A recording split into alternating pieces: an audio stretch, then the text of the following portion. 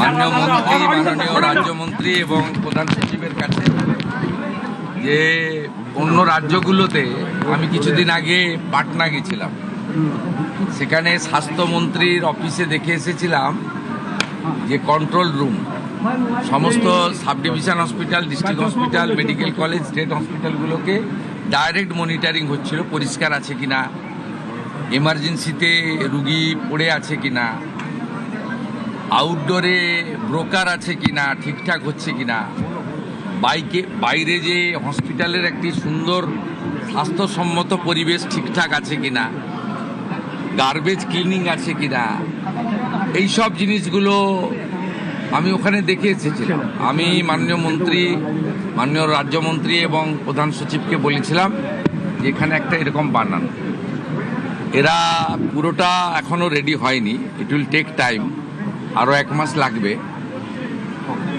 আজকে 15-16টা state hospital এবং পাশাপাশি জেলার 2-1টা হসপিটালে ওরা করেছেন। আমি কিছু সাজেশন দিয়ে গেছি, মাননীয় মন্ত্রী নোট করেছেন, প্রধান সচিব নোট করেছেন। আমি এটাকে 30শে জুলাইয়ের মধ্যে বলেছি সাব ডিভিশন লেভেলে নামিয়ে দিতে এবং কিচেন পর্যন্ত মনিটরিং করতে, বাইরে পার্কিং এবং যেখানে আমাদের ফেয়ার প্রাইস সব রয়েছে, আগামী দিনে জনঔষধি কেন্দ্র হবে, সেই জায়গাগুলো ঠিকঠাক করে দেখতে। ওয়ার্ডের ভিতরে কিছু রেস্ট্রিকশান রয়েছে হেলথ গাইডলাইনে, রুগীদের দেখানো যায় না, কিন্তু মেঝেটে যে পরিষ্কার আছে কিনা দেখানো, বা আমাদের এমার্জেন্সিতে কোনো রুগী পড়ে আছে কিনা, একটা হসপিটালের যে পরিবেশ এবং যে পরিষেবা, এই দুটো ঠিকঠাক করার জন্যই একটা মনিটরিং দরকার আছে। এটা তারা করতে পারবেন। আমি ইনিশিয়ালি স্টেট হসপিটালগুলোতে যেটা দেখেছি, আমার পরিচ্ছন্নতা দেখে ভালো লেগেছে এবং আউটডোরগুলোতে একটা সিস্টেমে ডিসিপ্লিন ওয়েতে কিউ মেনটেন করে যেভাবে এন্ট্রি হচ্ছে বা তাদের চিকিৎসা হচ্ছে, এটাও ইনিশিয়ালি ভালো লেগেছে। এবং এটা আপনাদের জেনে রাখা দরকার, এটা মাননীয় মুখ্যমন্ত্রী বা মন্ত্রীদ্বয়ের সাডেন ভিজিট ছিল। আমি 9:45-এ ইচ্ছা প্রকাশ করেছি, যেহেতু আমি কাছেই থাকি এখানে চিনার পার্কে, আমাকে নবান্ন যাওয়ার পথে আমি 9:45-এ জানিয়েছি, 11:05-এ এসেছি। আমি এনাদের কিছু ইনপুট দিয়েছি, কিছু ওনারা আমাকে ইনিশিয়ালি দেখিয়েছেন, গ্র্যাজুয়ালি ইমপ্রুভ করবে এবং পরিবেশটাও বদলে যাবে, এই বিশ্বাস আমি রাখি। অফিসাররা, আধিকারিকরা দে আর ফুললি কম্পিটেন্ট, ইন্টেলিজেন্ট, ডাইনামিক। তাদের কাজ করার জন্য গাইড করা দরকার, নেসেসারি ফান্ড অ্যারেঞ্জমেন্ট করে দেওয়া দরকার, আর এনকারেজ করা দরকার। করবেন ওরা, আমার বিশ্বাস। কাজের যে মুক্ত পরিবেশ তারা পেয়েছে, চাপ মুক্ত হয়ে কাজ করছেন, আমাদের ইচ্ছাটা তারা বুঝতে পারছেন, ঠিকঠাক সব হয়ে যাবে, এটা আমার বিশ্বাস। আমি চাই আগামী দিনে 54 টাকা মাত্র 3 বেলা খাওয়ারে ছিল, 110 টাকা এই সরকার করে দিয়েছে। খারাপ খাওয়ার, দুপুরেও কুমড়ো, রাতেও কুমড়ো, কুমড়ো খারাপ নয়, আমরাও খাই, কিন্তু ওই যে বললাম এত নিম্নমানের খাবার, এগুলো তো ওভারলুক করা হয়েছে। 17 সালে লাস্ট খাবারের টাকা রিভাইজ করা হয়েছিল, 17 আজকে 26-এর অর্ধেক হয়ে গেছে, 27 সাল আসতে যাচ্ছে। এইটা আপনার বাড়িতেও তো জিনিসপত্র বাজারে কিনতে যান, সেই জিনিসপত্রের দাম বেড়েছে। এই প্র্যাকটিক্যাল থিঙ্কিংটা বিগত দিনে যারা পরিচালক ছিল তাদের ছিল না। তারা এই যে ছোট ছোট বিষয়, মিড ডে মিলে 6 টাকা 70 পয়সা ভারত সরকার দিচ্ছে, আপার প্রাইমারিতে 10 টাকা পায়, তাহলে প্রাইমারির বাচ্চারা কেন নিম্নমানের খাবার পাবে? সেটা আমরা যে 10 টাকা করেছি। একইভাবে গর্ভবতী মহিলাদের যারা আইসিডিএসে 12 টাকা ছিল, সেটাকে আমরা 14 টাকা করেছি। সেখানে আপনার 8 টাকা ছিল আইসিডিএসের, একদম ছোট শিশুরা যায় যারা স্কুলে যায় না, 5-এর নিচে, সেই শিশুদের খাওয়ারেও আমরা 8 টাকার জায়গায় 10 টাকা করেছি। আমাদের চিন্তা ভাবনাটা সবসময় প্রান্তিক এবং অর্থনৈতিকভাবে দুর্বল মানুষের জন্য আছে। কারণ কোনো নেতা মন্ত্রীর লোকেরা সরকারি হসপিটালে যায় বলে আমার জানা নেই, তারা প্রাইভেট হসপিটালে অ্যাভেল করেন, বড় বড় আধিকারিকরাও তাই করেন, যারা হাই ইনকাম গ্রুপ। ন্যাচারালি এখানে যারা আসেন তাদেরকে পরিষেবা দিতে হবে এবং সব হসপিটাল থেকে দালাল রাজ মুক্ত করতে হবে এবং মানুষকে সুন্দর পরিষেবা দিতে হবে। এবং আমরা ভারত সরকার নাম দিয়েছে আয়ুষ্মান মন্দির। মন্দিরে যেমন পবিত্রতা থাকে, শুদ্ধতা থাকে, স্বচ্ছতা থাকে, একাগ্রতা থাকে, সেবাপরায়ণতা থাকে, সেই ভাবটা স্বাস্থ্যকেন্দ্রগুলোতেও আসবে, এই লক্ষ্য নিয়েই কিন্তু এখানে আমরা কাজ করছি। স্বাস্থ্যকর্মীদের তো সুরক্ষা আমরা দিবই, এবং তারা, আমি নার্স বোনেদের দিদিদের দেখলাম অ্যাপ্রন গ্লাভস সুন্দর করে ড্রেসে আছেন, খুব সুন্দর। আমি প্রধান সচিবকে বলেছি মন্ত্রীদ্বয়কে রেখে সামনে যে ল্যামিনেশন করা ব্যাচ করে দিতে। আপনারা মাঝে মাঝে দেখান যে ইঞ্জেকশন দিয়ে ফেলেছে, ট্রলি যার নিয়ে যাওয়ার কথা, যার সিকিউরিটি দেওয়ার কথা সে সেলাই করে দিয়েছে। এইটাকে সেগ্রিগেট করার জন্য, চিহ্নিত করার জন্য বা আলাদা করার জন্য বিভিন্ন স্তরে বিভিন্ন কালারের ল্যামিনেশন করা ব্যাচও চালু করতে বলা হয়েছে। এবং আমি যেটা কলকাতাতে জোর দিতে বলেছি, তারাতলার ইনসিডেন্টের পরে নিজে চোখে দেখার পরে, এখানে ট্রমা দরকার বলতে নেই, কিন্তু বড় ডিজাস্টার হলে গেলে কিন্তু সামলানোর ক্ষমতা সরকারি হসপিটালের নেই। 50-100 জন পর্যন্ত সামলে দিতে পারে, আমি দেখেছি। তাই অন্তত 250 জনকে মানে 1 মিনিটে প্রাইমারি পরিষেবা দিতে পারেন এমন একটা ট্রমা সেন্টার বানানো উচিত। সেটা স্বাস্থ্যমন্ত্রী এবং প্রধান সচিব, তারা রাজ্যমন্ত্রী, তারা কথা বলে রেডি করবেন। জায়গা এনাফ আছে এখানে, হসপিটালগুলোতে বিশ্ববিদ্যালয়ের মতো জায়গা, প্রচুর জায়গা পড়ে রয়েছে।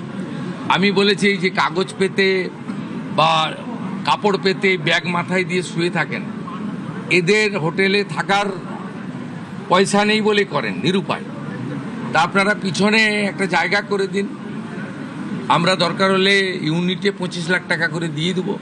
আপাতত আপনার পাইপের লোহার যেগুলো আছে সে সেট বানিয়ে ভালো করে মেজে দিয়ে একটা কমন ইউরিনাল ল্যাট্রিন দিয়ে ফ্যানের ব্যবস্থা করে এটাও করতে পারেন, এটাও আমরা বলেছি।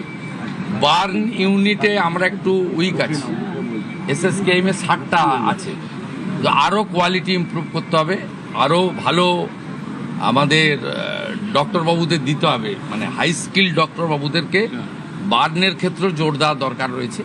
এই কিছু কিছু বিষয়ে এই 1.5-2 মাসে আমার যা অভিজ্ঞতা আছে বলেছি, এরা করতে পারবে আমার বিশ্বাস রয়েছে।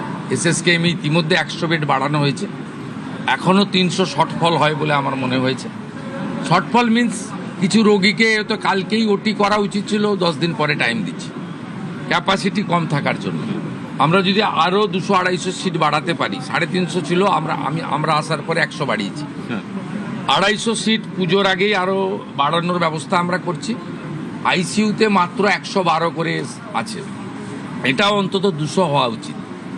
তাহলে আইসিইউ নিয়ে মানে ওজোর আপত্তি, অনুরোধ, বাধ্য হয়ে প্রাইভেট হসপিটালে যাওয়া, এটাও কমবে। এই অনেকগুলো দুটো স্পেসিফিক প্রশ্ন না related to this, related to health. একটা হচ্ছে যে গত 15 বছরে বারবার আমরা দেখেছি, অভিযোগ এসেছে যে দালাল চক্র সরকারি হাসপাতালে এবং অ্যাডমিশন পাওয়া যায়। আপনাদের সবাইকে শারদবাবু আপনার ওই কন্ট্রোল রুমটা নিয়ে যাচ্ছে। এই কন্ট্রোল রুমটাকে লাইভ মনিটর এই জন্য করা হয়েছে যাতে কোনো দালাল, যাকে আজকে সকালে ওখানে দেখা গেছে, কাল সকালে